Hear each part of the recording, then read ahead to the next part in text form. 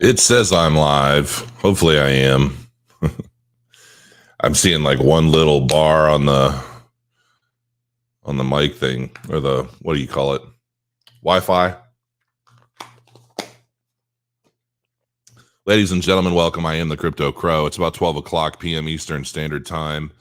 I am live. It's been a little while. There's been a lot happening. This may end up being a long chatter video. I'm not 100% sure.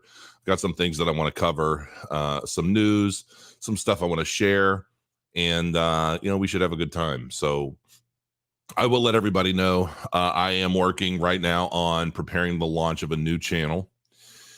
And what's up, Ninja Crypto? How you doing? Yvette, good afternoon.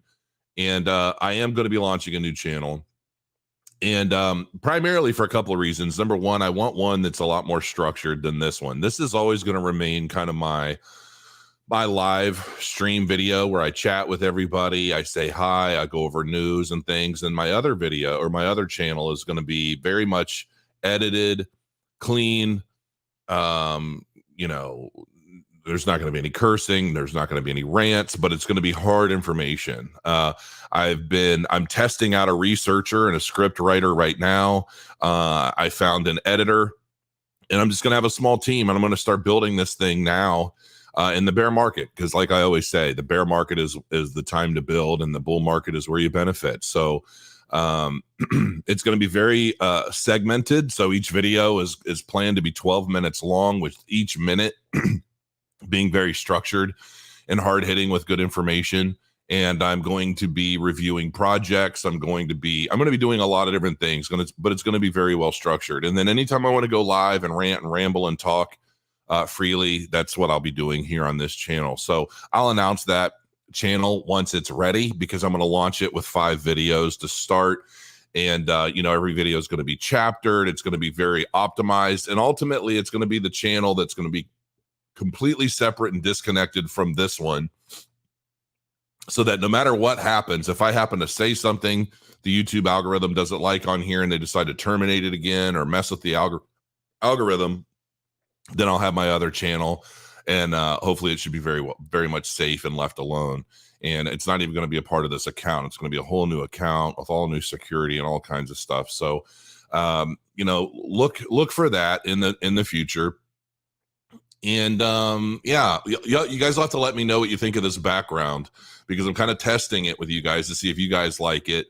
I kind of want to be bigger. I almost want more head in this. I don't know. But definitely give me your feedback on what you think. Is this a good background? Because I noticed that a lot of videos, a lot of YouTube channels that do very well as far as commentary, they just have a black background and it's like dimly lit and all that. And it's kind of calming. I dig it. Maybe it's better to not have so much noise going on in the background. I did blur this quite a bit.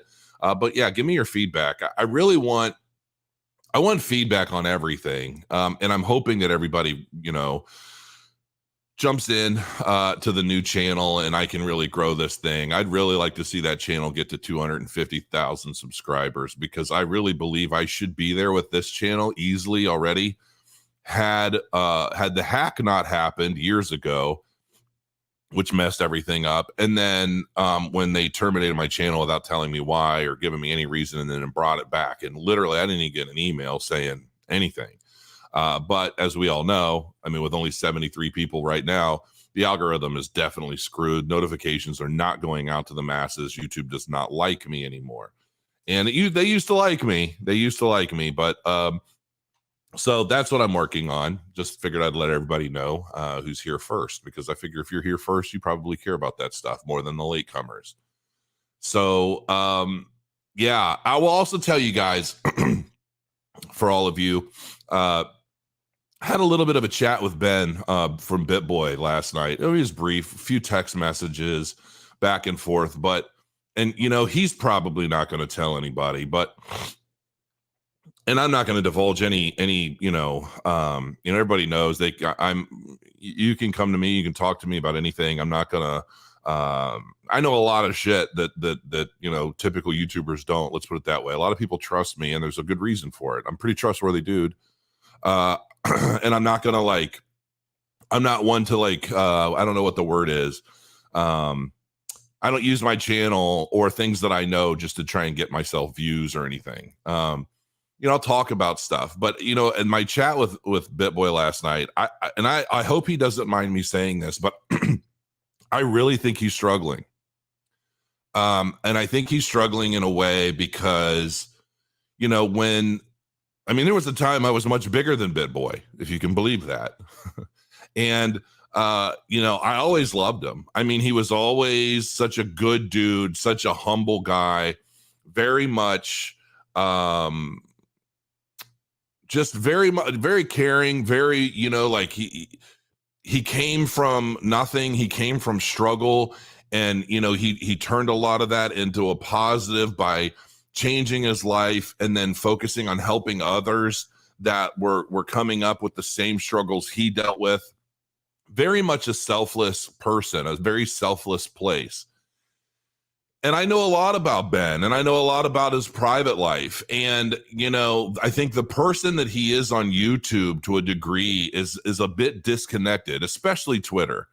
I think it's a bit disconnected from the Ben that I know. Now, some people say, oh, well, people change, Crow. He's rich now, and he's the biggest YouTuber in crypto and this and that.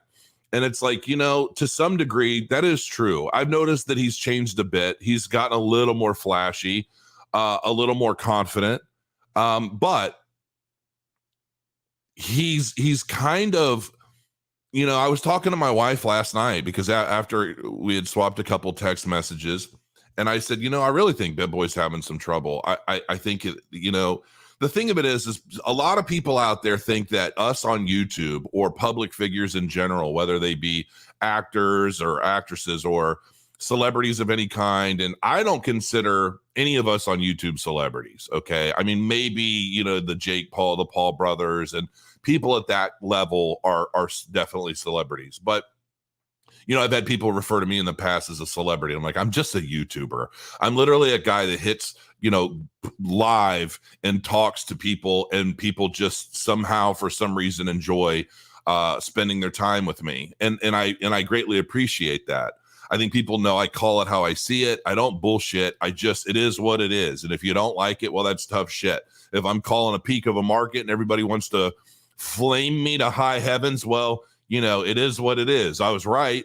I say a lot of things sometimes that rub, especially Moon Boys, the wrong way, because they haven't accepted the fact that, they haven't accepted what's actually going on, more than accepting the narrative that may be being pushed at the time. And, a lot of people think that, it's okay to just go out and flame or troll or trash people on YouTube because what do we care? We're rich, right? We're you can't harm us. You can't hurt us. And that's so untrue. That's so untrue, especially if, there are a group of us out here that really do go live, and we are here because we genuinely want to help people learn, and we want to keep your attention, and we really want to try and play a role in changing the world for the better. We put in a lot of time, a lot of money, a lot of effort in creating content. Even me, I don't even have a team. But when I'm doing hard-hitting deep dive videos and I'm doing a lot of things like that, I'm not only trying to educate myself, but I'm trying to share what I learn with everybody out there. And yeah, if we have a big channel with good engagement, we can make money on the back end by doing paid segments and things, right? And that's cool. And as long as we disclose that, then I don't see any problem with it. The channels that fail to disclose that, especially if they're outside of the US, you have to be really careful. But people think that, oh, well, this YouTuber talked about this project and I ended up buying it and it went to nothing, or it went down in the bear market, and so that YouTuber sucks, or that YouTuber is a scammer, whatever. That's really that's really not how it is. Okay, it really isn't how it is. Now, in the case of Bitboy, man, I have seen him.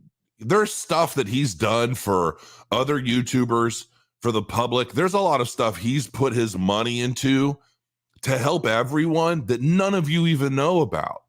And And I know that it's a struggle for him because he wants to be able to scream some of these things from the rooftops.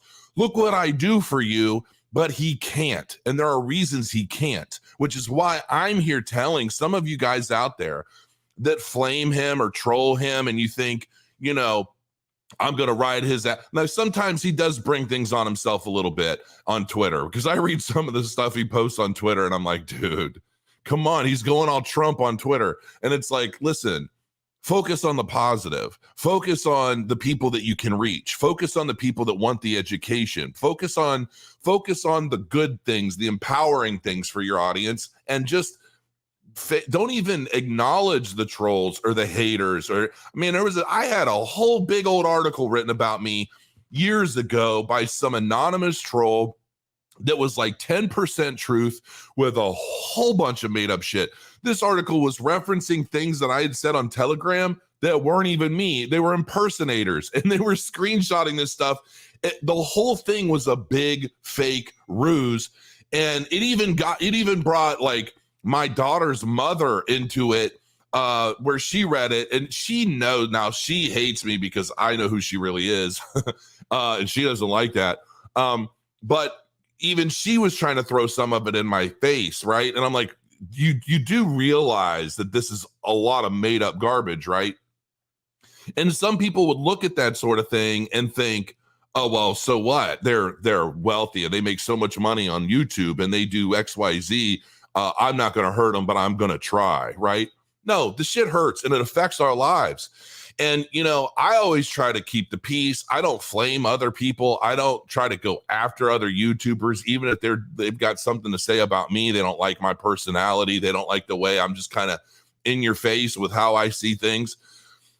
But honestly, you know, and at the same time, it's impossible to be right all the time, especially when you're pumping out content day in and day out. You have a team of people who are helping you gather content, write content, put stuff together. I mean, it's impossible to be accurate about everything all the time. I was very bullish on Celsius. I loved Celsius. I loved Alex. I loved his personality. I felt, how could this man do any wrong? How could this man with this mission make some of the big mistakes that he allegedly made? I still don't know. I still don't know the facts behind Celsius and Alex, the things that he may or may not have done. I really don't know in terms of like, what was he making really super high risk investments into things that maybe he shouldn't have? Like, did he take a big chunk of money from people that were, putting money in the app to earn interest off of loans, which is what everybody was under the impression, like, you know, you put your money in and it's used to loan money to other people who are putting up a significant amount, like sometimes 4 times the amount in collateral, you know. Or did he put some of that money into building a Bitcoin mining farm? Like, I don't even know. Like, is that real? There are things that in a bull market looks great. It looks like the opportunity of a lifetime because you could throw money anywhere and make a profit, right? But if you're locked into certain things and different things happen, when that market turns, if you're locked into these things and you're watching it all come down, you've got 2 choices. You can either try and scramble and do a bunch of stuff to try and make ends meet or bring you back to zero, or you can just wait through the market cycle for things to come back up.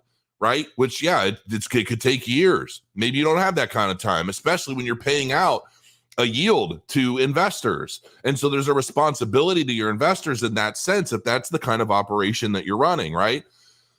But, you know, it's like I've seen so much stuff about Alex and Celsius that makes me want to puke sometimes. And I'm thinking to myself, there's another side to that story. I'm sure there is. I just doubt Alex can tell it by legal, you know, from his legal advisors or his lawyers. Like, I'm still, call me naive, but I am still giving Alex somewhat of the benefit of the doubt.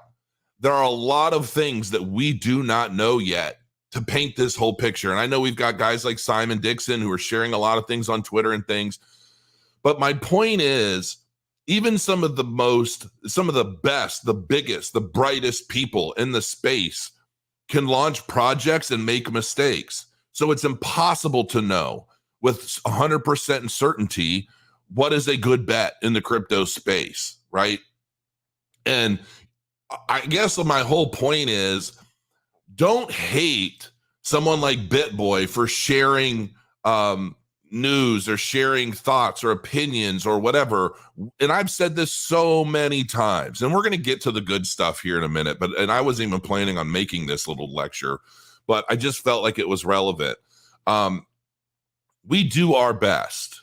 I mean, we really do. Most of us. Well, I shouldn't even say most of us. There's a good number of us that really do our best to try and keep everyone informed as to what's going on, what we believe may be good moves in the crypto space at the right times. I know I typically don't even go live anymore unless I feel there's something to say. I don't go live every day just to go over news and things unless I feel that the news is relevant or of interest to me. If it's not of interest to me, I just don't bother. Or if there's a lesson to be learned, or if there's something to be said, then I'll come live and I'll talk to everybody and I'll go through all the comments and things that I see building up. I've already been live 16 minutes. I'm rambling way too long. But I guess the overall message that I'm trying to share, and then I'll leave it at that, is I think I know Bitboy well, and I know Bitboy much better than I know Alex. Let's put it that way. And I really would like to see people focusing on the positive over like the negative or the few mistakes that maybe somebody has made. There's just no room, man. There's just no room in this space or anywhere right now for all of the negative, the negative energy being thrown around. And I get it. Some people are hurting right now. I get it. Some people are really struggling with the way things are going. Things have only continued to get worse, and I don't see them getting much better anytime soon. I believe that drastic changes are coming, and right now the foundation for these changes are happening under our very noses, whether you know it or want to believe it or not, okay? And it's hard. It's hard for all of us. And it doesn't matter if you're wealthy, poor, middle class. It doesn't matter. It's a struggle for everyone. Everyone except for the top people, the billionaires of the world who can get on their jet and go anywhere they want at any time and avoid anything that they want to avoid. The rest of us are stuck here to deal with it and to learn and try to better position ourselves to not be so negatively affected by it. And I feel like the more we focus on the negativity, the more power those trying to change our lives for the worse have.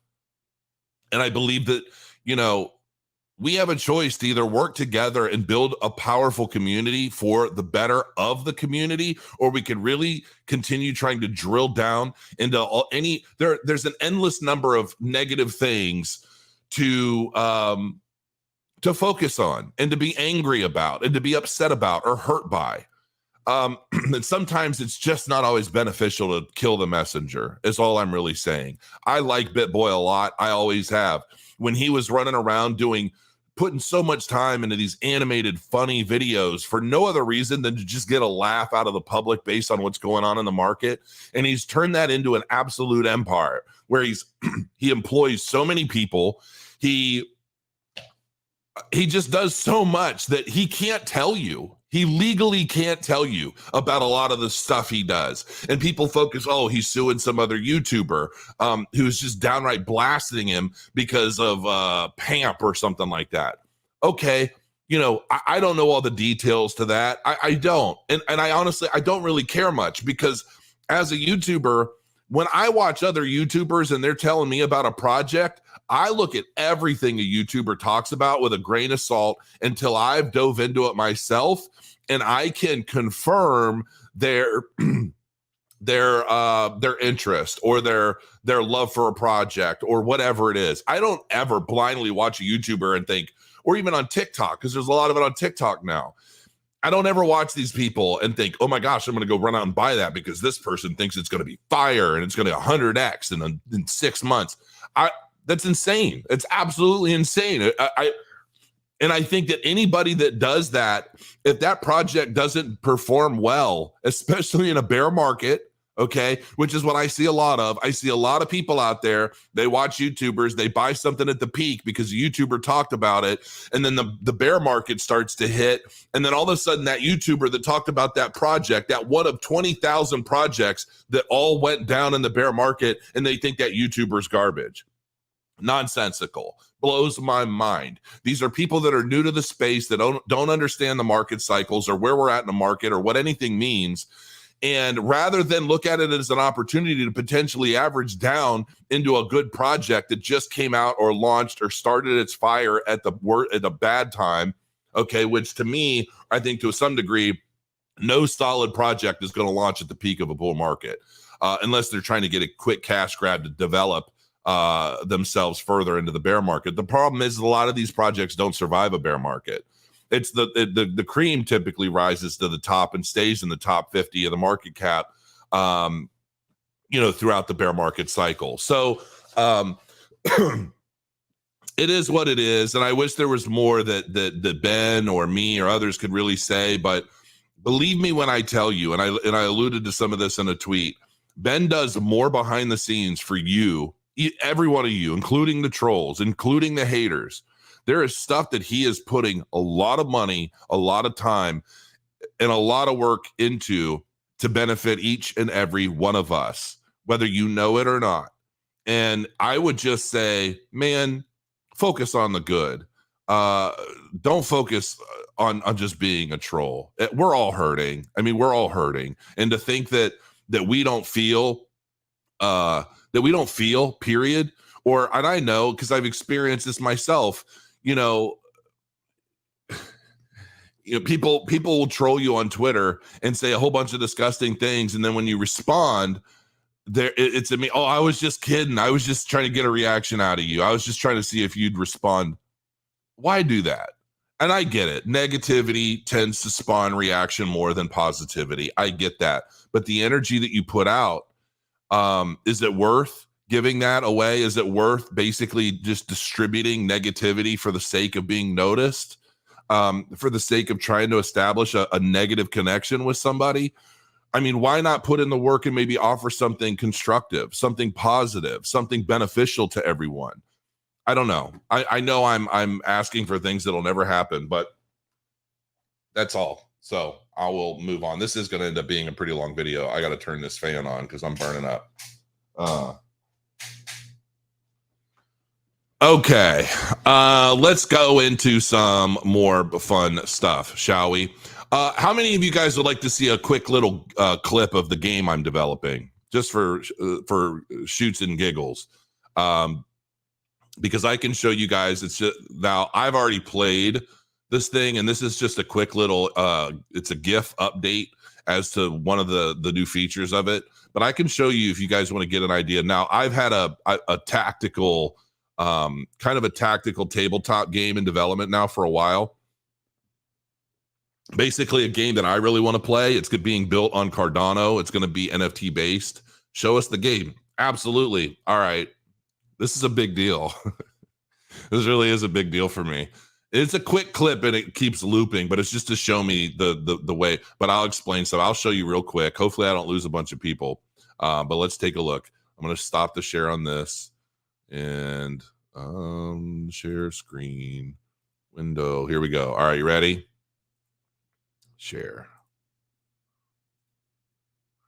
All right. So this is a quick little GIF. Now, basically what this is it is a tabletop tactical game where every model on the board has special abilities and skills and things like that. And it's kind of like a skirmish game. And we just made a change because my developer and I played each other with little teams of like 5 models. And I'm like, there's got to be a better way to do this. And we're starting to implement a card-based system. The cards are not NFTs. The models themselves will be NFTs. And you will be able to list build. You'll say, let's play a 50-point game. And you're going to basically go into your library of models and put a list together based on your faction.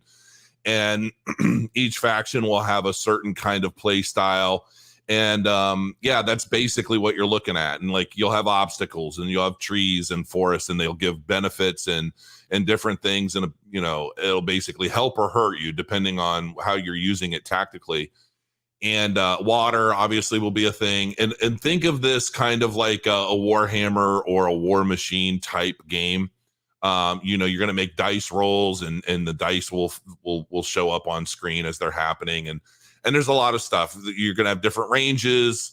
I mean, this is a big deal. Like, this really is a big deal. So yeah, so that's that. And I'm not even gonna say what it's called yet or anything. I don't want to, because it's still away. This is still like really early, but it's really coming together, and I cannot wait to be able to start playing people. And like, this is going to be, everything's going to be tracked on the blockchain. I want to have international tournaments. I'm going to have prize pools. I'm going to have all kinds of stuff that we do.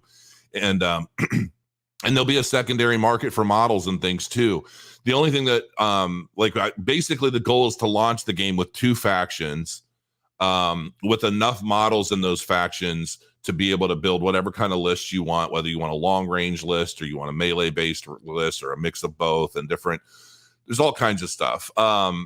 So it's coming. I mean, I think that's the first time I've showed anybody any of that, if I'm not mistaken. So at least you got a little, I think it may be a little 5-second thing, but it's going to be pretty cool. It really is going to be cool, and I'm really proud of it. So hopefully that'll start coming together more. All right, so let's take a look at what else is going on in the world. All right, so we're currently looking at the market cap. I mean, not a whole lot new. I mean, Bitcoin's, sitting around 21.5, down almost 8% in the last 7 days. Ethereum's down almost 9%. What's Cardano? Cardano down 14%, obviously because of the Vasil hard fork delay, which, Solana's sitting at $35, 35.67, down 13.5%. So yeah, I mean, the market is kind of working itself down a bit, but I've told everybody to expect that. And, and it's like, anytime when things are pumping and I say, yeah, cool. I mean, it looks fun, but it's not going to last, and we're going to have another leg down. You know what I should do? Let me pull up my chart, because that might put some things into more perspective for folks. I don't have it set up. Yeah, I mean, I see we have the crossovers getting bigger. Oh yeah, I'm definitely going to show this. So here, let me stop share on this, and let me share this window. All right, so I'm going to make this full. Okay, so if you look, I mean, all the way back here, it had to have been back here because it's where I started that draw. That was on June 13th. So back on June 13th, I drew this trajectory. Okay. Look how accurate that is. All right. This is the 50 moving average over the 100 moving average.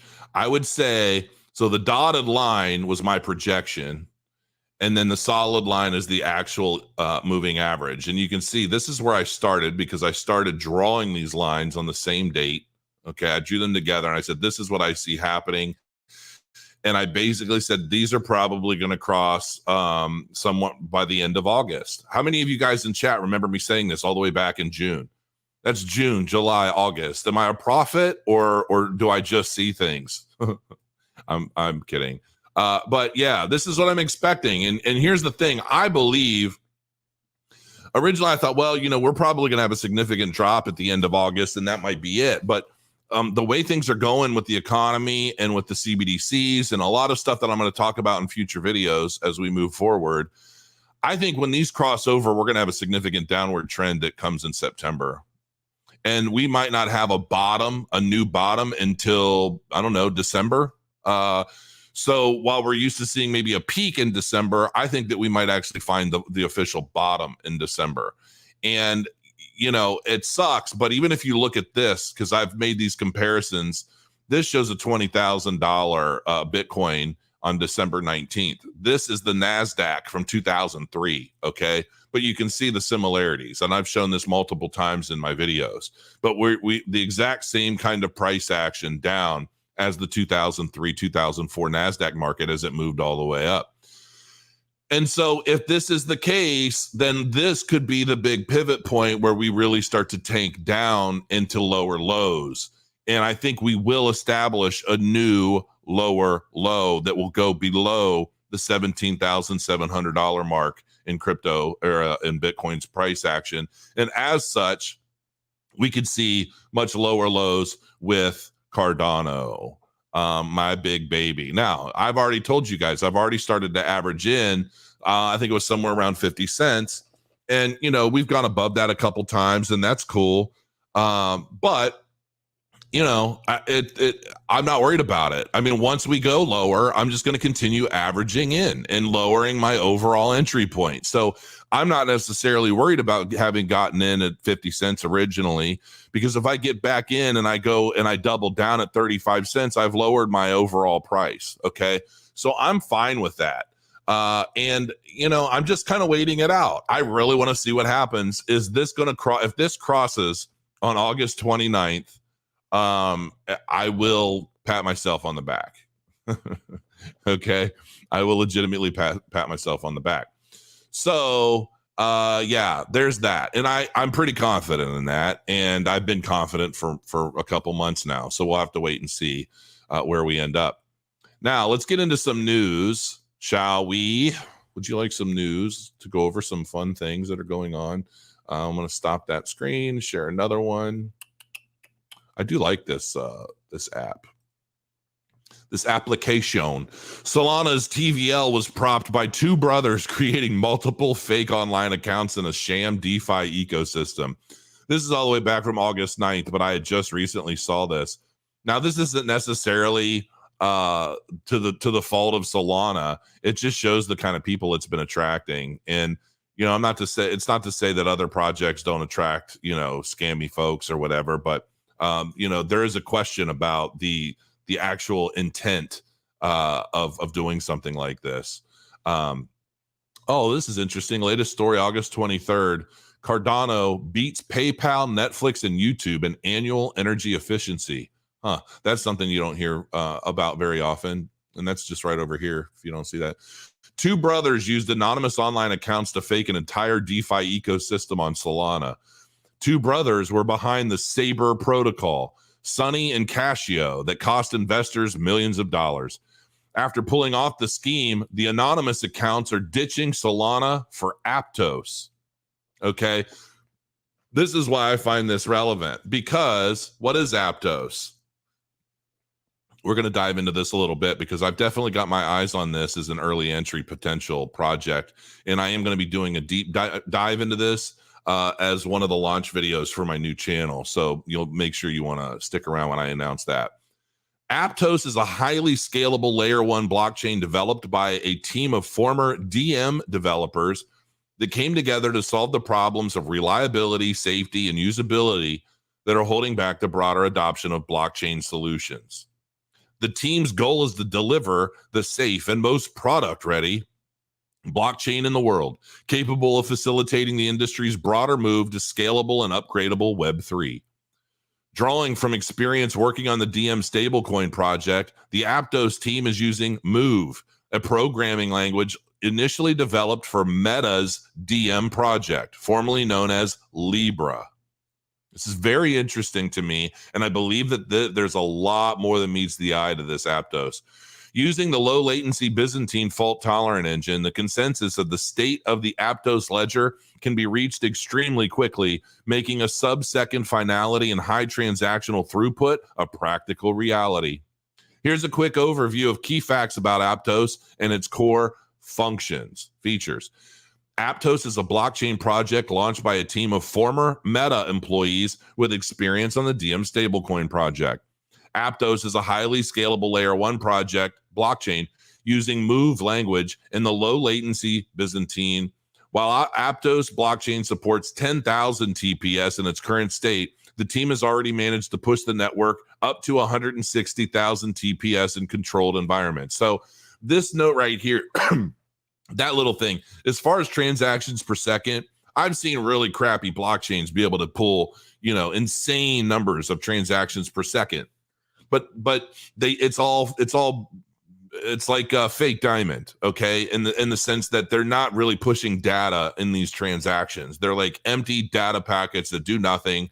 And then they're saying, oh, look at how many transactions per second we can do. But they don't really mean anything. When you're doing like Cardano, for example, if you're being able to push 1,000 transactions per second per node, you've got 3,000 nodes. that's going to be a big deal, right? That's part of Hydra that we're waiting on that'll come after Vasil. So, when I see, and that's real data, that's not just like empty packets of nothing that are floating around, you get the point. High throughput and ample decentralization make Aptos a perfect solution for Web3, DAOs, and NFTs. The Aptos team has secured $350 million in funding from a number of prominent crypto investors, including a 16Z, FTX Ventures, and Jump Crypto. So I just wanted to put this little bug in your ear. I'm not going to read this entire thing, but from what I've read and some of the research I've done so far, it looks like Aptos, dare I say Aptos is meant to be a Solana killer, because it looks like it's going to have the same kind of venture capital support, if not more, with a team that was working on something ultimately pretty significant that was ultimately shut down by like the government, right? They didn't like it. So I'm curious I will be watching this, and this may be something like, once I've completed my deep dive and I've been able to finish that research, I'll let everybody know whether or not this is something I'm buying into. As of right now, I'm just watchful. We're still in a bear market with much lower lows, I believe. I could be wrong. Don't quote me. Again, I've already started to average in case I'm wrong. But yeah, that to me is a pretty big deal.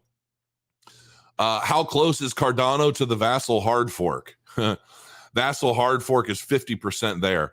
After fixing the node that was causing issues, Cardano announced that the Vasil hard fork was now moving according to plan. Now, the stake pool operators are now updating their nodes to 1.35.3, which we're upgrading the Crow node right now. So that should be done this week, I'm hoping. This is where the majority of the work is left for the Vasil hard fork lies. For the hard fork to be completed, at least 75% of all stake pool operators are supposed to have updated their nodes to version. Okay, so I'm going to highlight this because I'm going to be sending this to my guy. As it stands now, only 46% of all stake pool operators have actually updated their nodes. Yeah, I didn't even know this was a thing until I started seeing about it on Twitter. And I'm like, I sent it over to my dev. He was like, yeah, I was looking at that. He was like, I'm getting ready to start that right now.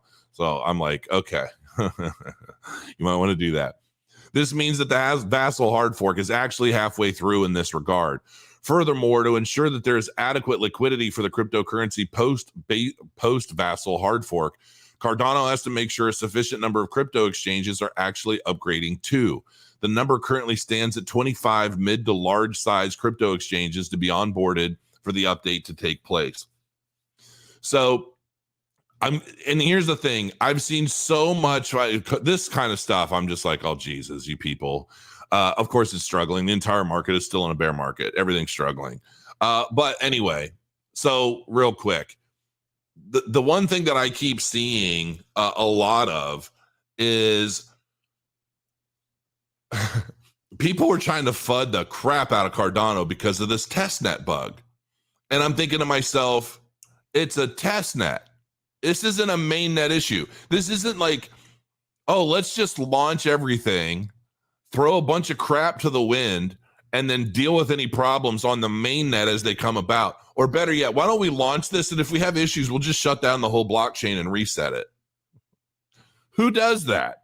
No, it was a bug found on the testnet, and that's what the testnet is for, people. So when I saw that, and I was reading some of the stuff that was being put out about like, whoa, is Cardano could fail, and all this stuff because they found a stupid bug in the testnet, like, the issue's already been addressed. It's been a couple days. The issue's been addressed.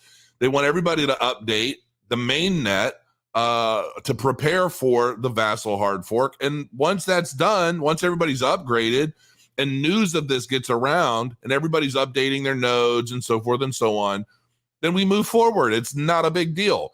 You're talking about a blockchain that is ultimately what I believe going to be the biggest, most decentralized blockchain known to man, serving an endless number of use cases with some of the highest throughput, scalability, and interoperability of any blockchain out there.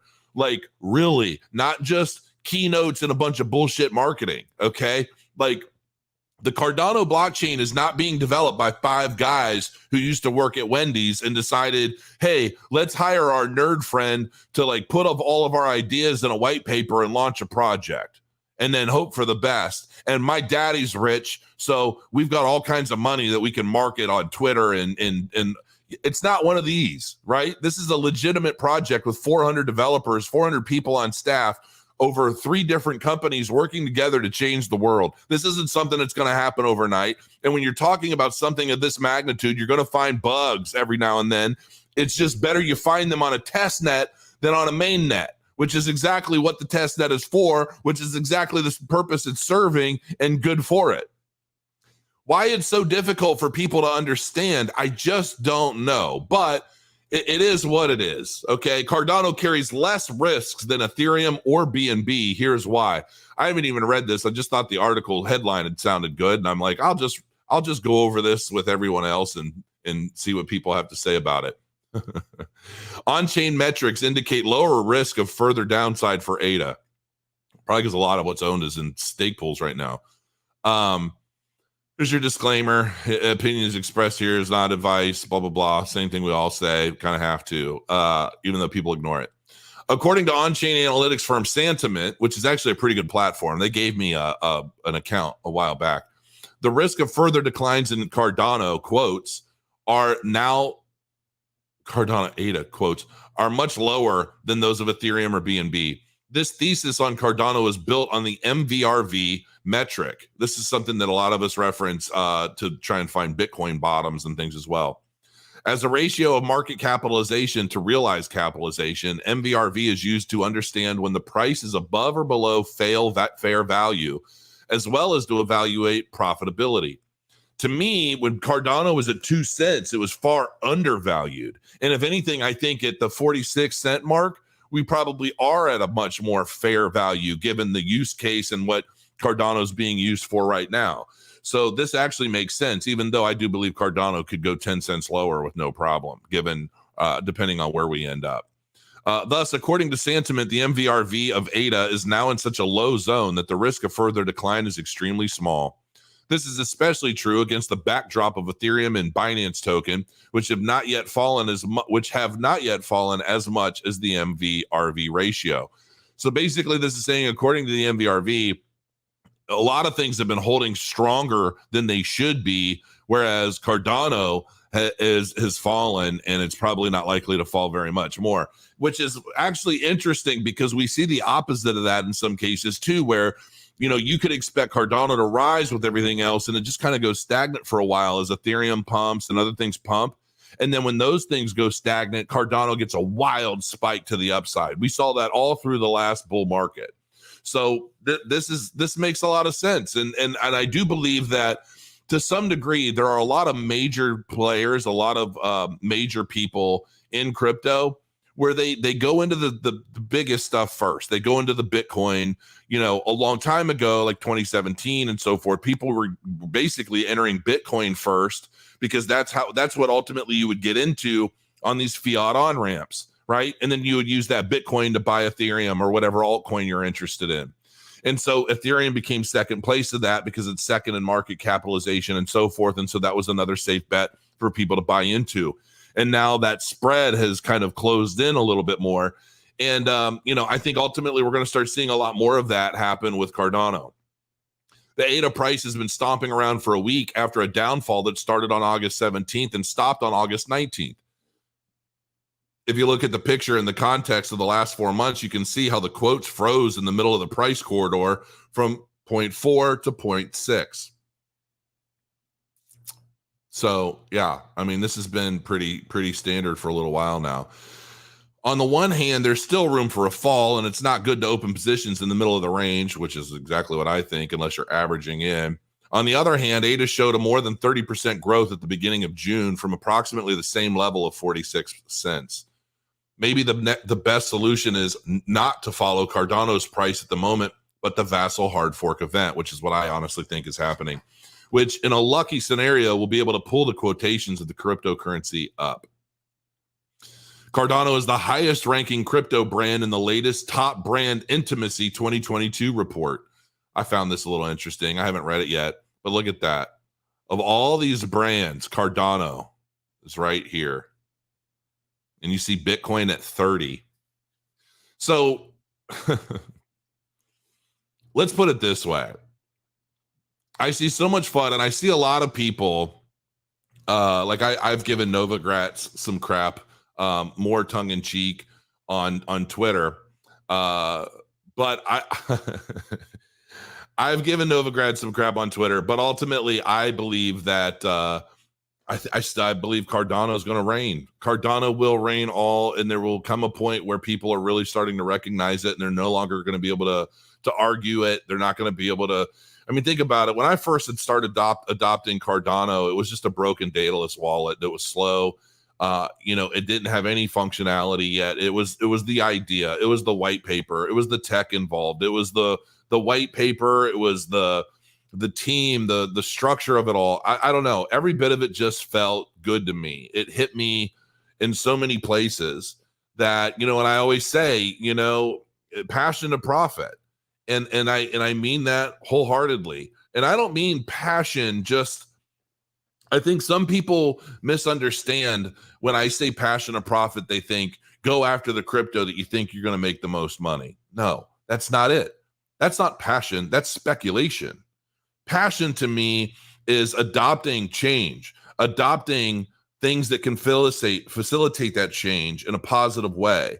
Empowering the public, empowering people, empowering a voice. We're seeing so much to the opposite of that right now. We're seeing so much, power being taken away. We're seeing voices being quieted. We're seeing people be silenced and canceled, and various opinions, opinions that go against something or another being shut down. And it's like, we need more empowerment if we're going to survive all this.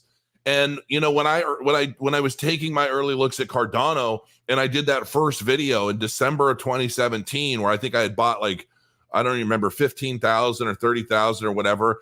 And I think the very first time I bought Cardano was at 33 cents. And it fell below that in the bear market all the way down to 2 cents. I didn't freak out. I just bought more. And I'm not telling everybody run out and buy Cardano. That's not what I'm saying. What I'm saying is I found a passion in the project, and I found a fire lit through Cardano in a sea of so many other hopefuls. Cardano, for whatever reason, is the project that struck a chord with me, and I've held strong, and I've continued to educate in as many ways as I can through all of this. And it is still not yet completed. When Vasil launches, and then we see Hydra, I'm telling you, when Hydra launches, every other cryptocurrency in the market will bow to its greatness. That's what I believe. And then this is probably going to end up becoming a meme someday in the future. But that is what I believe is going to happen, because so many projects are trying to compete, not with Ethereum, not with Bitcoin. They're quietly and secretly trying to compete with Cardano. And I see it in so many projects when I read their material, their marketing, their white papers and so forth, and they're doing it without saying it, but that's what they're doing. Because everybody in the market, even the people that try to neglect it, ignore it, and act like it doesn't exist, they either already own some quietly or they're waiting to get in. And I'm telling you, even some of the biggest whales that would lead you to believe that they're not accumulating Cardano at every turn, that they don't believe in the tech, they can look at it and think, oh, Charles can get cocky, so what? They can look at Charles gets mad on Twitter, so what? It's not about Charles. It's about the technology Charles is talking about. It's about the project being built. It's about this layer one protocol and everything involved with how it's going to empower so many developers to do so many things the world over. And that is ultimately what I believe in. It's not about Charles. I like Charles fine. I think Charles is living his best life. And I think because he's living his best life, I also believe he's doing absolutely everything he can to complete and build one of the most powerful blockchains we've ever seen. And I don't care if he gets mad at the trolls sometimes. I feel for him. I feel for him because just like Bitboy, I see I've had a taste. I know what it's like to be and feel like you're kind of on top, and there are always going to be people that come out of the woodwork to try and tear you down because they're mad that they haven't done what you've been able to achieve in the same time, or whatever their reasoning is. They just want to be acknowledged, or they want to be noticed, or they want to be somehow involved with your name, and they don't care how, as long as they are. And, you know, to me, it's a lot of people without the ability to build their own name on their own merit to try to use the names of others, tearing them down to try and build themselves up. And those people come and go, and they're a dime a dozen. They're all over the place, and they'll never stop because they have nothing else to do. If these people focus more on the positive things in their lives and the opportunities that they have at hand, and they played their cards better, they would have the same opportunity each and every one of us have. I started my YouTube channel from nothing. I never expected to do it. I never expected anything to come from it. I started my YouTube channel as just a fun little late night project because my kids were all about YouTube. And I thought, I don't even do much on YouTube. I didn't even watch YouTube videos very often. And now YouTube has become such a big part of my life in every aspect of it. It has helped me change my life, my family's lives. It's helped me change the lives of so many of you out there that have been watching me for years and can manage to sit through the rambles and the rants and the long lectures that mean nothing to most people. But to some of you, you get it. And you get my mission. You get my point. You get why I'm here and why I spend the time that I do doing what I do here. And it's no different for anyone else, whether it's Bitboy or Charles or whoever. And a lot of us, we get a bad rap because sometimes the negative narrative is much stronger than the positive one. And it's always just like the news. You know, you've got news creating these narratives of doom and gloom and this person against that person and these people against these people. And it's all negative and it's all horrible. It's all terrifying. And it's all to control your eyes. It's to draw your attention to them. That's all it is. And it doesn't need to be true because most people don't have the time to really figure out what's true or not. They just buy into a particular narrative, whatever that may be. And if it's negative and strong and powerful enough of a headline, these outlets, these people, these trolls, these whoever, they get that attention. And that's what it's all about. And I say, to hell with that, to hell with the negative sentiment, to hell with the negative narratives. As a populace, as a society, we have the means to do anything we want to do. We outnumber the few by billions. It's our choice as to whether or not we want to work together and create a positive atmosphere for ourselves and our children and our grandchildren, or to continue getting swallowed up and sucked in by those that try to control us and divide us with negative narratives that mean jack shit. The choice is yours. What you do with it is what matters. Focus on the positive. All right. On that note, let's take a look at chat real quick, and we'll see if we, I'm going to have to scroll all the way back up to the top here, and we'll spend a little bit of time. We're 52 minutes in, and let's take a look at questions and such. I see my cousin Alex. What's up? Welcome. Glad to see you. Let's see if I can find some questions I might be able to help some folks with. I think your structured videos will kill it, especially if you upload regularly. The idea is Monday through Friday. 5 videos a week with 5 shorts to supplement the bigger videos. And that's, yeah, I hope we kill it. I really do. Looking forward to your new channels. We'll support you however I can. I appreciate that, DC. And for those of you, there's a link in my description. This isn't paid, really. Well, I guess, I don't know. Is it? I haven't promoted them yet, but I am an affiliate for Uphold now. And I've actually used Uphold for different things for years. And this is where, like, if I'm getting basic attention token, it all goes into an Uphold wallet. I haven't even logged into it to see what's in there.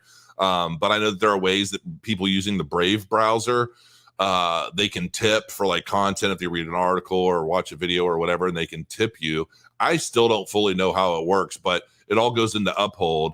And this is, you know, Uphold's been around for a while, and for whatever reason, they're trying to really generate some interest through influencers and affiliate programs and things. So I congratulate them on that. Trade anything to anything, your crypto on the go. There's a mobile wallet that you can use for this stuff as well. trade automatically. Easily set up your dollar cost averaging strategy with fixed recurring transactions. That's a big bonus. That's a good thing for people. Advanced limit orders, send and receive assets. I mean, basically everything you could do on a wallet. The only thing that they don't have up here is Cardano. I know that I'm pretty positive you can deal with Cardano, but it needs to be up here. You can get rid of this one and replace that with Cardano, and maybe I'll pump it even more. But how can I get started? Just if you click the link in the description, this is something that has been around quite a while, and it's a pretty powerful platform. But there's a link in the description. It's not cloaked or anything. It is what it is. Click the link if you want to learn more. You come here, create an account, and play with it. And I'll benefit. I don't even know 100% how. I think maybe I get a little stipend or something like that for anybody that opens accounts. I'm not sure. But they came to me, they emailed me and they said, hey, would you be interested in supporting us in our affiliate program? And I'm like, yeah, sure. That's cool. So I'll talk about it here and there, but the link is in the description for those of you that are interested. Much better this one, Crow. Okay, so you guys are, I forgot, I'm scrolling back. This is the new studio background. More head. So I should be bigger on screen. You're probably right. I love this background. Yeah, I really do. I kind of dig it. Looks like Planet Fitness. I just actually like the color purple. I like the color purple and I like hot pink, depending on what it is. Background looks like a house in the metaverse. It's not a house. That's Florida in the window there. Good background. All right, cool. I appreciate the feedback. You have probably more knowledge than many of the crafty YouTubers like Bitboy and Altcoin Daily. They are oversubscribed. I've been around for quite a while, but I like Altcoin Daily. I love Bitboy. I don't like the YouTubers that try to build their name off of others. Like, I don't like YouTubers that are constantly trying to just bring bad news, bad stories, but they're always trying to out everybody. They're always trying to create these controversial opinion stories and things on people. And it's there's a market for everything. I don't fault anyone, but it's just not what I'm into. And I do believe that there's a certain responsibility to what we do here on YouTube. And I always try to tell everybody, listen, I'm nobody. I'm just some old guy on the internet who reads a lot. Don't ever just go out and get anything I talk about or or whatever. I could say, I love it, I'm going all in, and it doesn't matter. Do your own damn research. I could be wrong. I mean, and it really doesn't matter. I've seen some of the shittiest projects, in my opinion, do so well.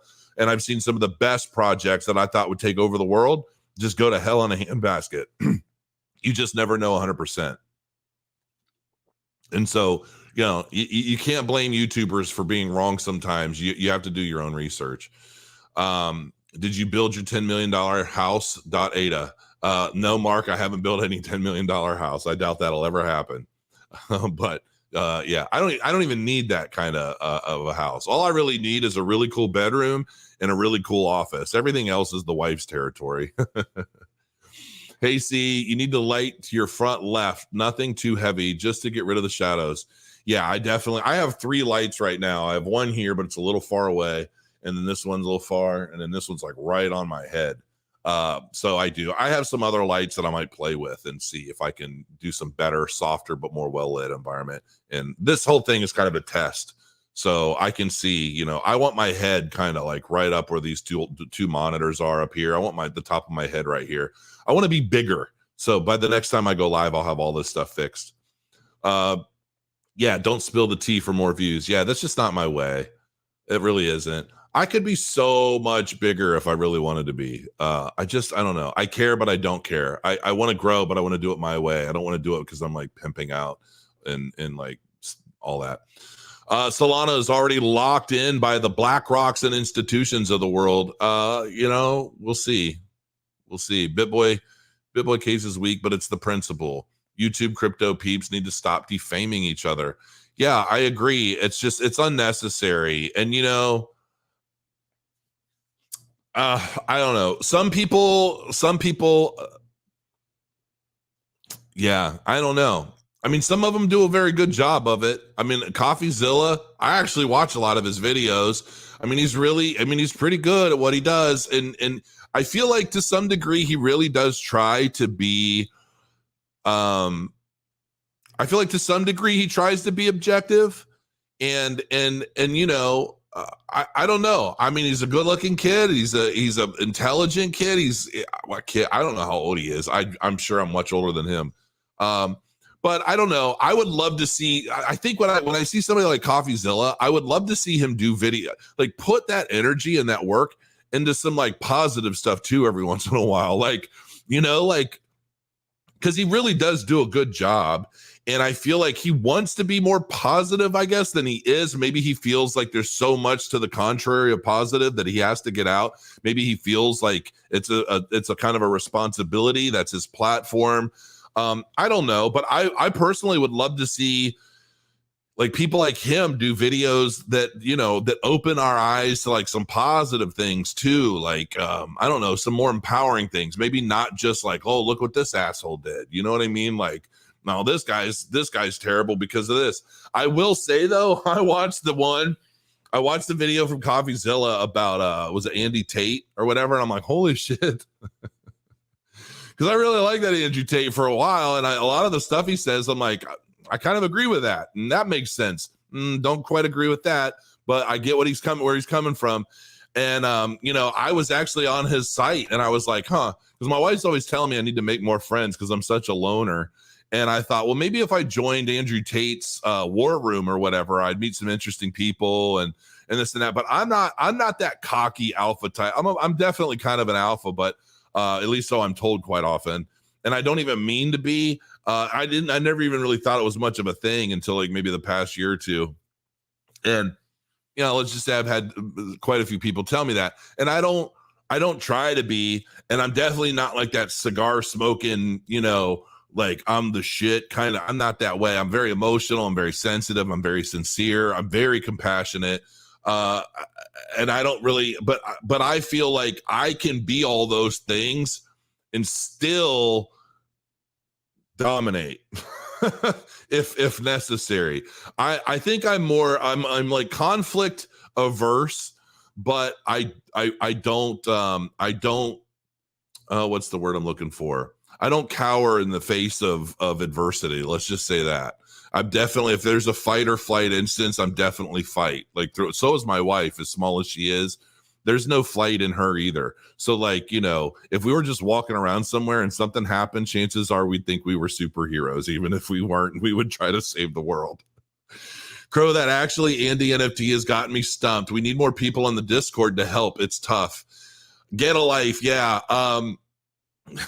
Yeah, because the airdrop is coming. As a matter of fact, I'm supposed to check something out today. If you're not privy to what they're talking about, it's the Murder of Crows NFT collection. This is, I will try to give another subtle hint, okay? Because, all right. So there are a lot of people in the Discord, and I started this NFT collection. I think it's like 36% sell through, a few more sell every day. I mean, it's still growing and everything. This is a long-term thing. Like Cornucopias is going to be a factor in this. A lot of stuff. My social media platform it's all going to utilize these Murder of Crows NFTs, right? It's kind of like keys to gain access to certain things. And as a part of like just having some fun, I had this old series, the Twisted Times NFT collection. I didn't know what I was doing in terms of like NFTs yet. And I didn't even finish the other half. But there are 24 Twisted Times NFTs that are going to be airdropped to everybody. I think we're doing like maybe 100 of each or something. And they're going to be airdropped to everybody that has one of these Murder of Crows. And if people start selling the Twisted Times on the secondary market, then like there's going to be a 5% royalty that goes into a treasure wallet, right? And I have done a bunch of stuff on the Twisted Times. This isn't Twisted, these are the Murder of Crows. But on the Twisted Times, where there are puzzles and ciphers and all kinds of clues and things associated with these NFTs that the public has to solve, okay? and I had somebody come in the Discord. I threw the Actually Andy card in the Discord just to give people something to do, right? Like, hey, these are all going to get airdropped, but you have to solve Actually Andy first before everything else. And there are people like, I think I figured it all out. I'm like, no, you didn't, because the other half haven't even been dropped and you can't figure it all out with the other half. Nobody has even figured out what to do with Actually Andy yet, which is blowing my mind. But I know that more people involved in this. Join the Discord. I don't even care if you have it, Murder of Crows NFTs. I don't even care if you're just an intelligent, hardworking puzzle solver and you want to help the Murder of Crows community solve these twisted times when they drop. Join the Discord and help somebody out. And if somebody ever unlocks this wallet, maybe they'll flip you a tip or something. I don't know. But yeah, I mean, once these drop and the market starts with the twisted times and they start going around, that treasure wallet's going to grow. I seeded it with 1,000 ADA, which doesn't sound like all that much right now, but someday, and I suspect that this is not going to be there are 24 seed words that unlock a wallet. And in each one is hidden in some way, shape, or form within one of the Twisted Times NFTs. And when those drop, people are going to be trying to solve these puzzles, but they definitely join the Discord and help these people out, will you? If you're good at figuring this stuff out, because people haven't even figured out the first thing to Actually Andy yet. And I love reading the comments and things because they think they have, but I'm reading it and I'm like, no, you haven't. You have no idea. Hello, Crow, just learning from Brazil. Welcome, Adolfo. Brazil. What up, dog? Indianapolis in the house. What up, Craig Fisher? Good to see you. Good to see everybody in here. I love the chat. See, me just talking about that dropped the viewers down by like 20. Like, people don't care about the puzzle. It's like too hard or something. I got a ton of respect for anyone still creating content when markets are down. You, Zombie, Bitboy. Yeah, man, like, we're not making anything to be here. Well, BitBoy is probably making some YouTube monetization, maybe Zombie too. I'm not making anything. I'm not making squat sitting here for an hour right now. But what I am making is I'm just further building the relationship with you guys, trying to just share what I think as things happen. Because, I wasn't very active in the bull market this past bull market, and I know I wasn't. And I know I could have gotten much, much bigger. I mean, I've seen so many YouTubers, man, that like just blew up, doubled or tripled their subscribers in this last bull cycle. And I'm like, you know what? That's cool. Let them have it. I felt like my job was done in the bear market. And that's just how I feel about it. I'm like, the bear market is where the message is strongest. There are definitely more people and more eyes in the bull market, more people that care.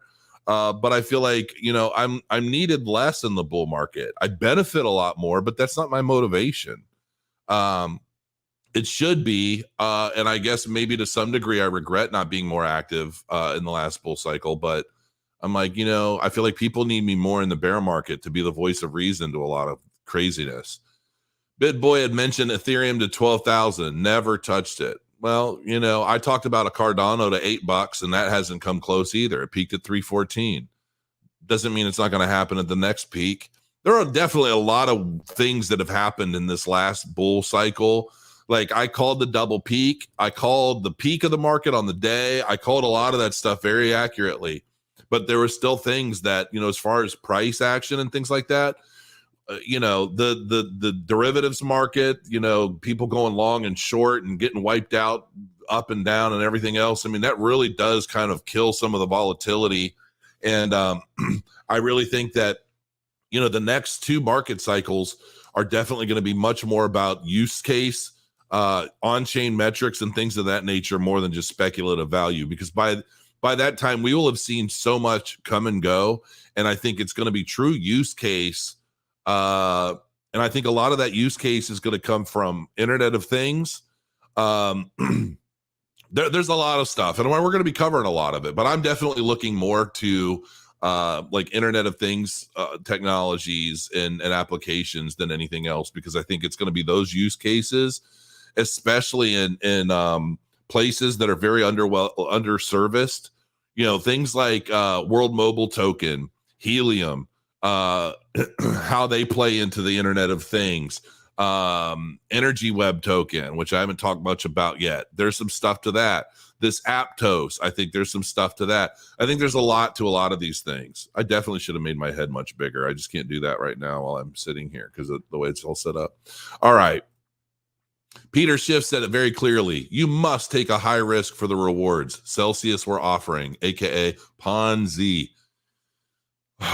It could be a sad truth. I don't know.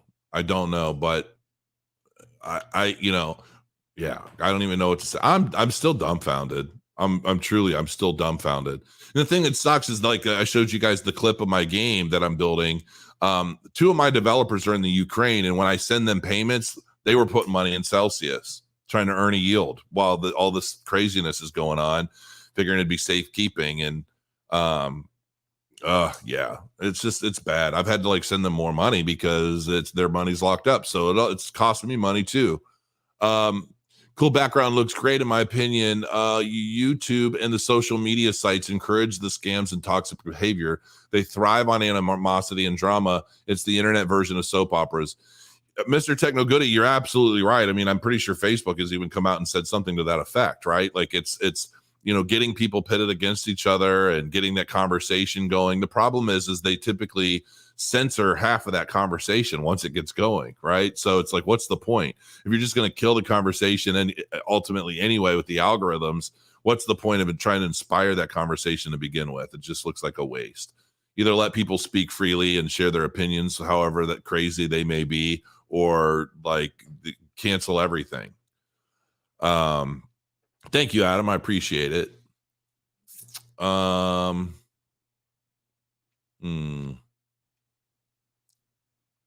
Sure, BB is a solid dude to have a drink with and BS with, but his business ethics are shady on his back.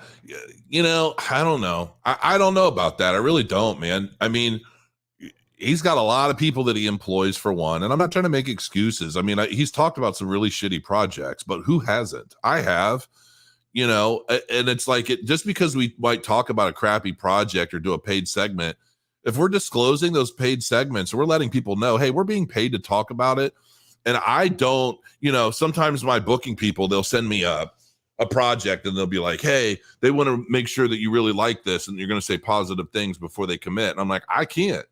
Because I'm not even going to waste my time looking into a random ass project before they paid for my time. So you roll the dice. You either one on the channel or you don't. How you end up on the channel, I'm not going to predetermine. Now, if it's a project I'm already familiar with somehow and I already know I like it, then I'm like, yeah, I like the project. I'm grateful to have them on board. But that doesn't happen very often. So, but you just can't be right all the time. You just can't. But, at the same time, I don't know. I don't know what anybody does on any given day or what their motivations are behind it.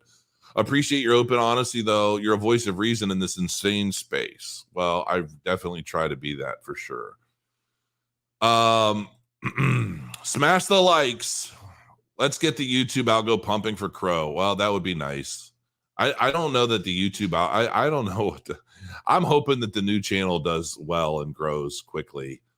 Because I would love to be able to replace this one and just focus on going live on here and then do a lot of the other structured stuff on the new channel.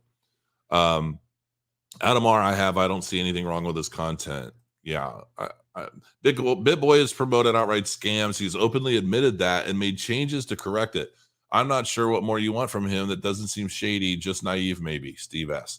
I mean, he may have promoted a project and then discovered later that it was a scam and said that. I would be willing to guarantee Ben has never knowingly promoted a scam project. I would be willing to guarantee that. I could be wrong, but I do not see Ben knowingly promoting a scam project for a paycheck. He can. Let me put it to you this way. I know how many offers Bitboy gets for paid segments. Why? Because the people that handle my shit handle his.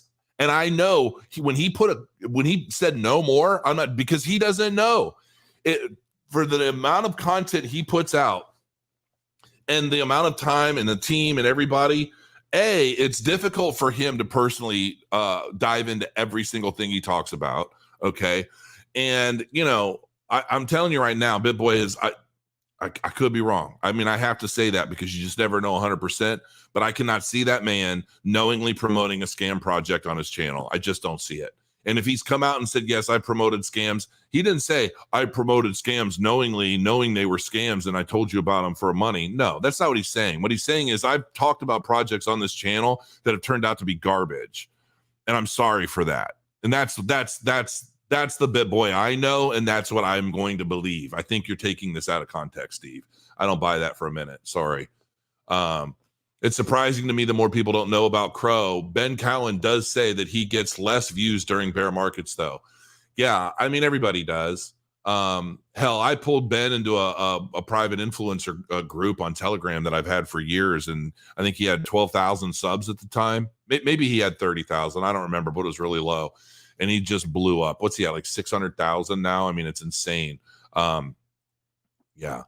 I think I've had him on my channel. I think he was going to have me on his at one point and talk about Cardano. I don't remember if we ever did that. I'm not hurting because I bought my Bitcoin between 150 and $1,000. Yeah, you're doing pretty well. All right. So comments about, let's see, the game. Looks good for early development. I would play it. Yeah. I mean, and I'm not even putting this out. I'm thinking about doing a Project Catalyst submission for the game because it's a big job and I need more than like 2 guys. Even though the 2 guys I've got working on it have been superstars so far. When things really get cranking and I want to, you know, and each faction has like 100 models and there's like 7 factions and all that. Yeah, it's a lot.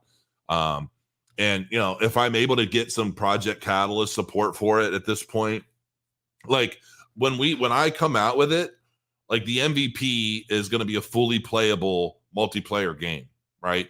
There are some blockchain elements that I think are going to be a little more complex. There's some things associated with, but the game, I'm not making the mistake I made in the past where I'm like, oh yeah, I've got this developer who promises to win and says he can do this and that. And then once everything's done, he's like, oh, we can't do that. I told you. And like just totally screws me and throws me under the bus. While I'm just taking hit after hit, defending our honor the whole time. Yeah, not happening.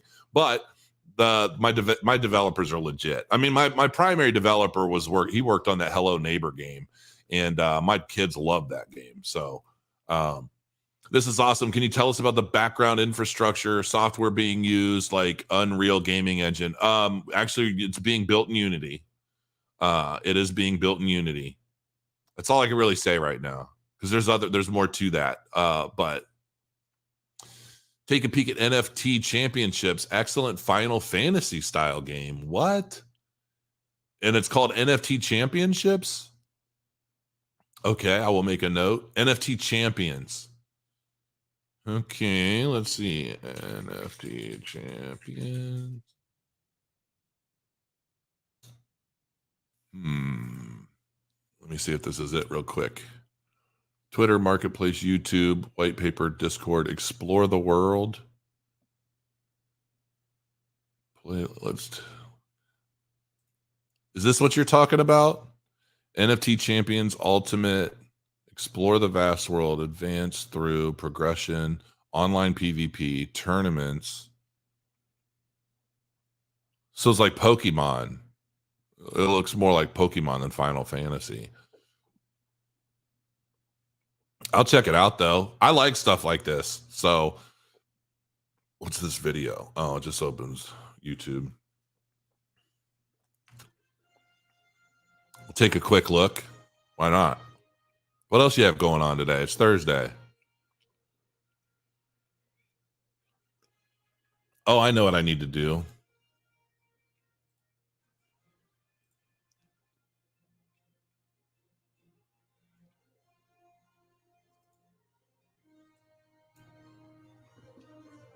I've got a Nervos update that I need to touch on.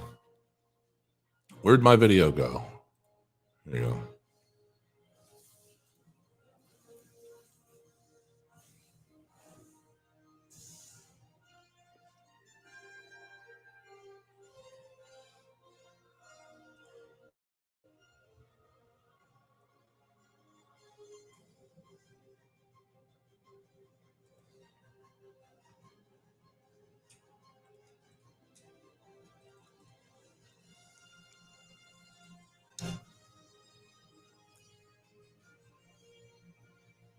I mean, this looks like a legit kind of game. This is a interesting stuff.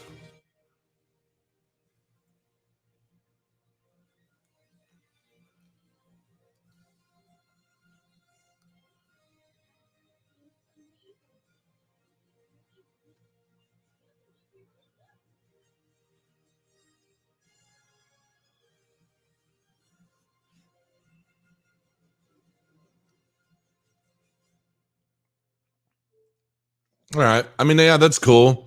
So before I get deeper into anything else, this is bit.id. This is based off of Nervos.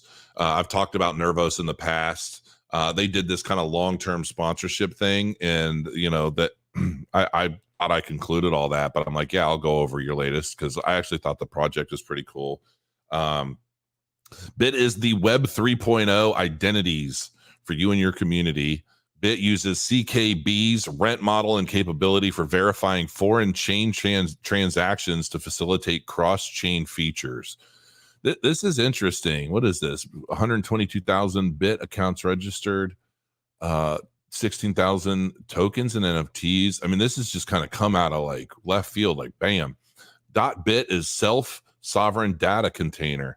Wait a minute. I forgot. I think I set up. Yes, I did. I didn't even realize this was a part of Nervos. That is so funny because I set up cryptocrow.bit actually like a couple weeks ago, I thought. Yeah, this is pretty interesting. Let me pull that. NetScan, BitDeep, Token Pocket, SafePal, IPFS. Interesting, man. This is so the quarter 3 Bit was launched officially, released registrable accounts to 35%, integration with Huobi Wallet, Mibao, Token Pocket, integration with Ethereum and Tron. Bit.cc was launched. OK.bit was auctioned on Binance NFT platform. Interesting. Quarter 4, 50,000 registered accounts, integration with IM Token, all these wallets, integration with Binance Smart Chain and Polygon. They're going to be integrating with Cardano at some point. I can't remember when, because I remember reading through a lot of this, and I'm like, okay, I'll get a domain. And it's basically not. So basically on this, it's not like the registrars. You can register a domain, but it's not like a web domain. It's basically like a Web3 identity. Your .bit, your decentralized personal homepage. This is actually cool stuff. In a way, it's almost like NFT.com and what they're kind of building, but I think it's more like a marketplace. Do not use .bit with any hardware wallet except Ledger, since most hardware wallets have incompatibility problems. I understand. So this is some cool stuff.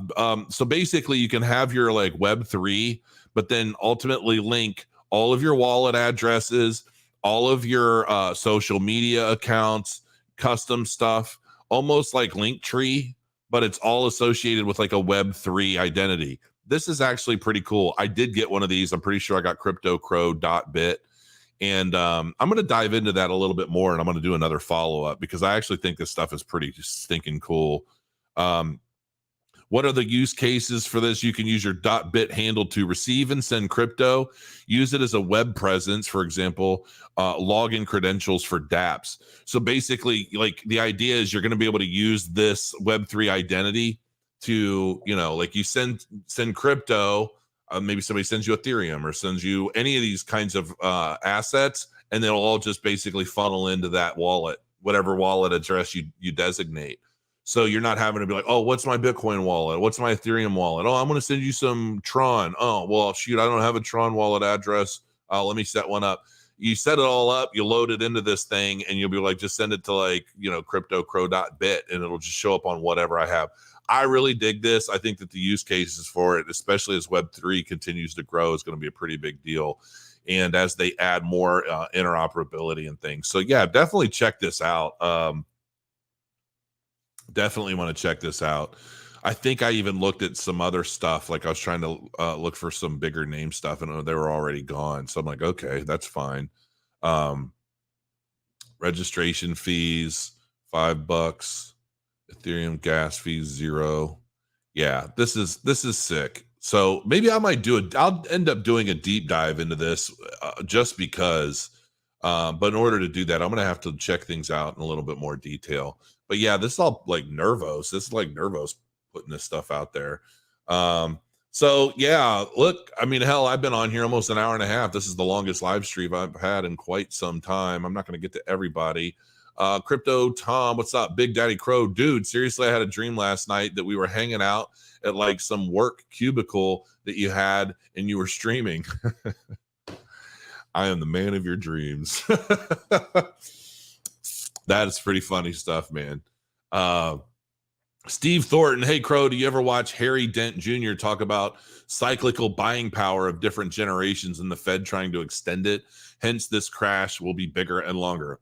I haven't. I've read Ray Dalio's book. I've read Klaus Schwab's book on the Fourth Industrial Revolution. I read a lot of different stuff. I haven't read that one yet, though. Maybe I'll take a peek. Nizzle, I know it's the point of Cardano, but I bought a bag when it was 6 cents because of you. Haven't sold and continue adding, and now my children's futures are literally set. Genuinely thankful to you. Wow. And I haven't seen you comment ever before, so that's actually pretty cool of you to come in and say that. I appreciate that. I definitely love to hear that. And I'm not crying, but my eye is irritated because I had this fan on. I need an air purifier up here, I think. George Conley, good old buddy. Love the background. Prefer it not to be blurred, but either is great. Okay. I have an unblurred one too, but it seems like a lot of people use a blurred one so that it doesn't, I don't know. It's your passion for Cardano and wanting to see change in the world that got me. Well, that's cool. I'm glad to hear it. Cardano's the fastest horse in the race. Technically, it's not yet.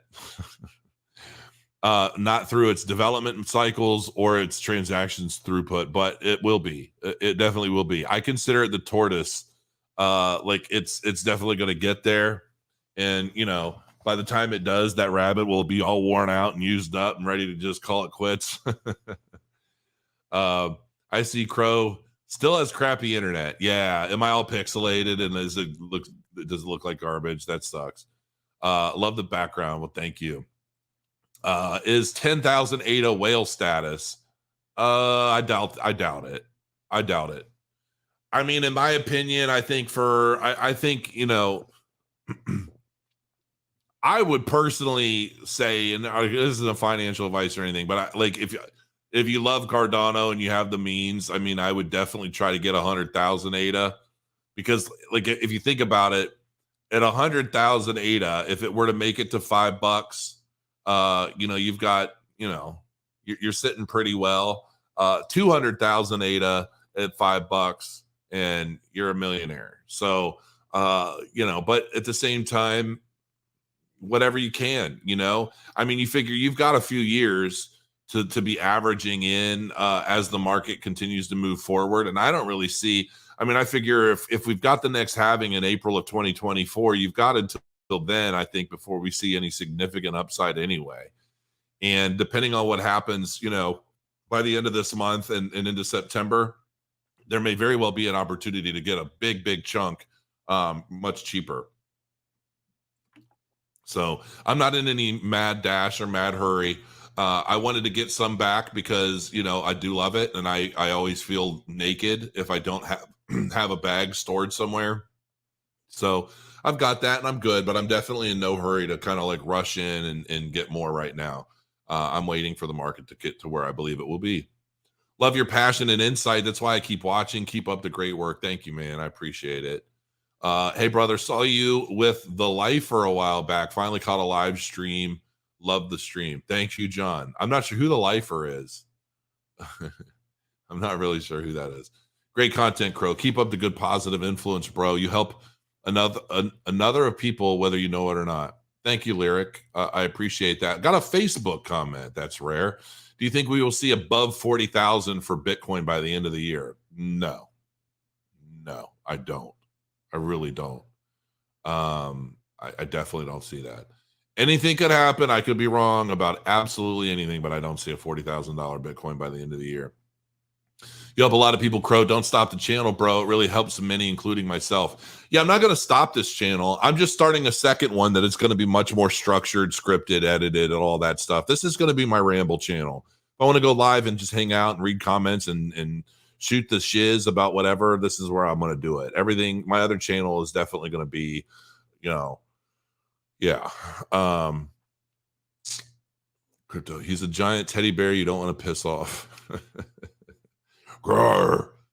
The background really doesn't say anything to me. Okay, that's fair. I don't know if I want it to say anything other than just kind of, be present. I think nothing will happen until 2025, to be realistic. Very much could be the case. I don't know. These YouTubers are not mind readers. They give you their opinion and you take it with a grain of salt. Absolutely. I wholeheartedly agree. We're not mind readers. We're not perfect. We don't know everything. Some of us like to pretend that we know everything and that we're the biggest authority in crypto and this and that. We're not. And quite honestly, I feel like the people that pretend to know the most are likely to know the least in a lot of regard. That's just my opinion. It's very easy to criticize from this side of the screen. You guys are very brave. I admire you all. Thank you, Edna. I appreciate that. We're just humans. We're just people. We just happen to if anything, we just put a lot more time into what we're reading and learning and researching, and we're always diving into new things for no other reason than just to create more content for everybody. But through that effort, we definitely pick up, we build relationships with people that we learn tips and things from. And, we just try to share what we can. Can you help us to buy Kopi? Mini swap on 6 Kopi per ADA. Shouldn't it be more like 30 Kopi per ADA at current prices? Maybe a tutorial would help us a lot. I know that they're working on, I know that the DEXs and things, I'm not buying any Kopi on the DEXs. Okay. I'm waiting until it hits a centralized exchange because I want more stability control in what I'm doing without a bunch of slippage. So I'm waiting for either like a KuCoin or a BitTrue or some exchange to basically get that going. And I'm trying to help the team with that, but it's taken some time. They're super busy with so many things. And I think the least of their concerns right now are getting these tokens all out on exchanges. I think that there's some other things that they want to get done first. Hey, Crow, what do you think about Virtua? And is it a threat to Cornucopias? Honestly, I don't think anything is a threat to Cornucopias personally, in my humble opinion. Have you guys seen like the recent video? I think it's called Build Your World or whatever. I watched that and I was like, my jaw dropped. It is sick. Let me see if I even have it up. I might have it in another window. If I do, I'll share it. It is, yes, I do. Build your own utility. Do you guys care? You want me to play this Cornucopias video that apparently not many of you have seen? Because this is ridiculous. All right. Let me scroll back down and see your comments. If you care, I'll play it. But it's ridiculous. Oh, what the heck is that? Oh. All right, I'm gonna go ahead and play it. Why not? Where's my get rid of? There we go. All right, so I'm gonna play this video, and then after this is over, I'll probably let you guys to it. But this is so sick. I'm telling you, Cornucopias, I'm all in. I'm all about it. I don't care about Sandbox anymore. I don't care about Decentraland. I am all about Cornucopias. That's just all there is to it. And whatever happens, happens. But this is the future, man. Here we go.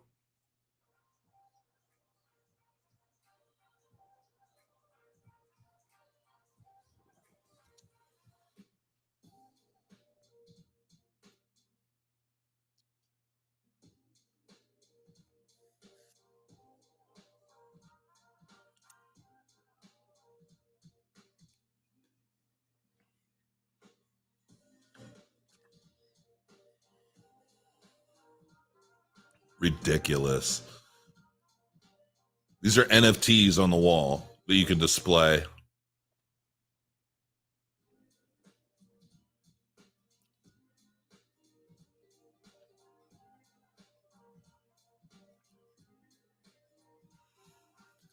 And these custom domes, you're going to have different build kits that you're going to be able to use. You're going to see it. You're going to see all the different stuff you can do.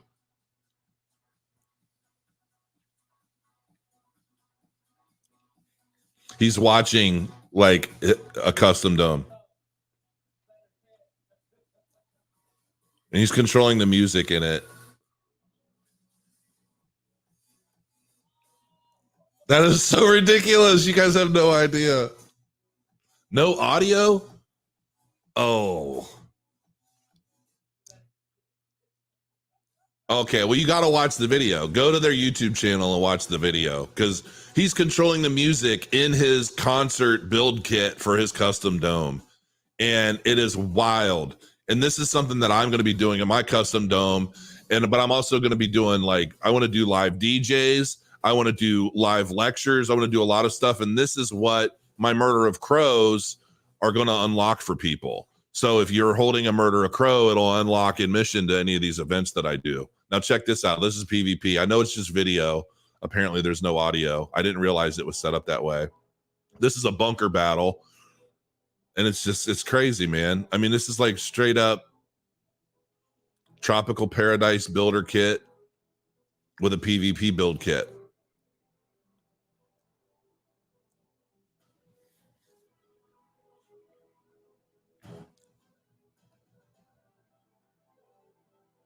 I mean, I had goosebumps when I was watching this for the first time.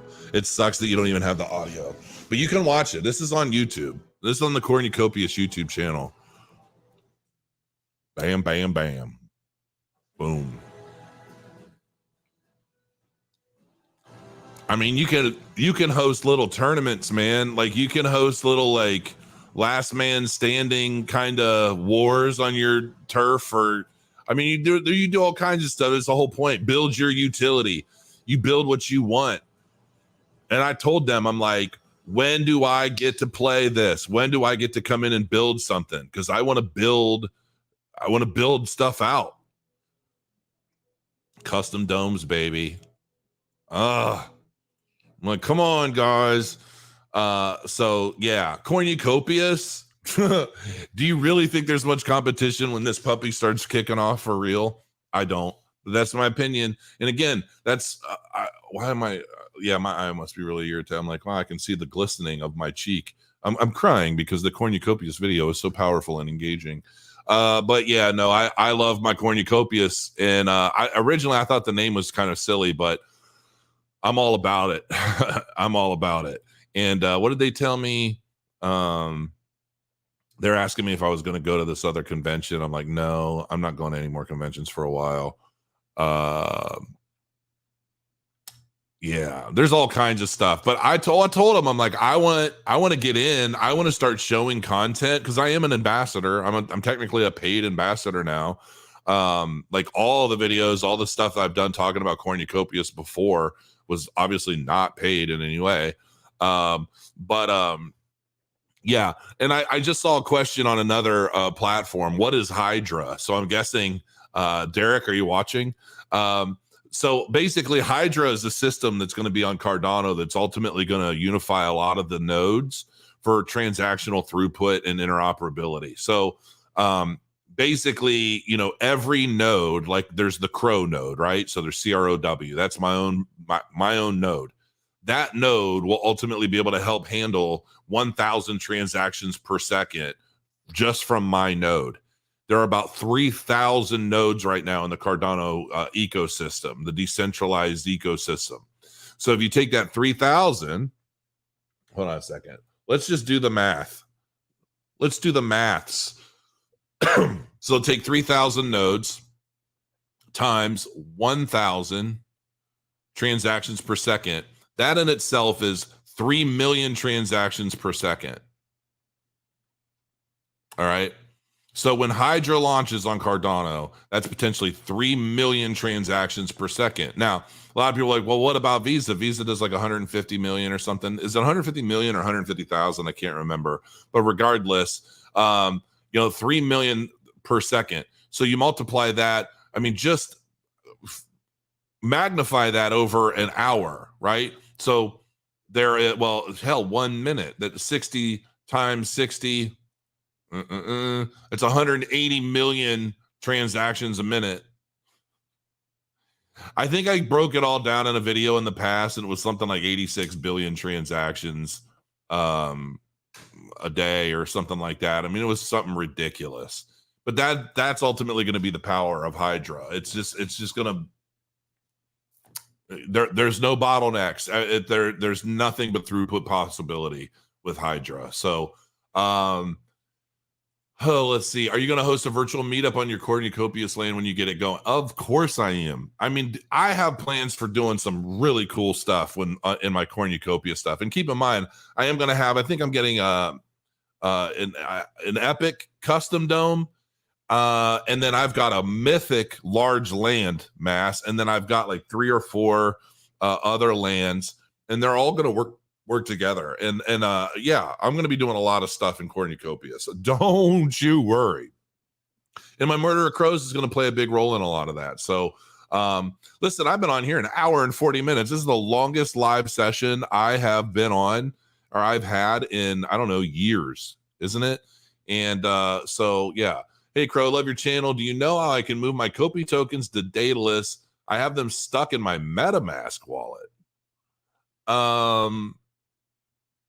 MetaMask? I don't know. What, because how are you using MetaMask? Or you're using the BNB version or something like that? I don't know. I have to look at that. I wouldn't send it anywhere until I knew 100% what was happening. I need to look into that. Yeah, BNB chain. Okay. Yeah, I don't think you can send that over to Daedalus just yet. I could be mistaken, but I don't really think so, because it's not. I don't think those are native ADA asset tokens yet. I could be mistaken. I have to double check. It's been a while since I looked at a lot of that stuff. Twisted Clue, maybe. I mean, I've given, the biggest clue I can give everybody about the Twisted Time series when it drops is that actually Andy is the key to everything. That's all I can tell you. Somebody's going to figure it out, but you guys definitely need more eyeballs looking at stuff and joining that community to like point everyone in the right direction. Somebody's going to get it. Somebody's going to get it. They're going to see it and they're like, oh, I get what that is. And then it'll start the train moving. But I can't give it away. I can't tell you. But, when you think you've got it all figured out, you're going to realize it's just one step of many. So, each one of these cards has like, I don't know, six or 7 steps, I think, to solve and figure out. Some are very easy, some are not. And you're going to have to figure it all out. And you multiply that by 24, you got a long bear market ahead of you before I think so. But at the same time, I think the more that treasure wallet builds with secondary market royalties of the Twisted Times, the more inspiration people will find to get involved and start helping to solve this stuff. So listen, I mean, whether it's the Murder of Crows or the Twisted Times or whatever, it's stuff it's a slow grow. And I'm good with that. This is all about just having some fun during the bear market, and yeah, that's it. So listen, guys and gals, I appreciate you guys being here. I really do. And I will bid you adieu and a farewell, and hope you guys are having a good time. Enjoy your weekend. If I don't hop on live before, just stay safe, stay happy, stay positive, keep your focus on the good things. Just don't even sweat the bad. We've got plenty of that to go around. You can bump into it by accident. You don't need to look for it. You definitely don't need to fuel it. Until next time, guys, I love you. I miss you. I mean it. I'll see you soon. Crow your coins. Have a good one.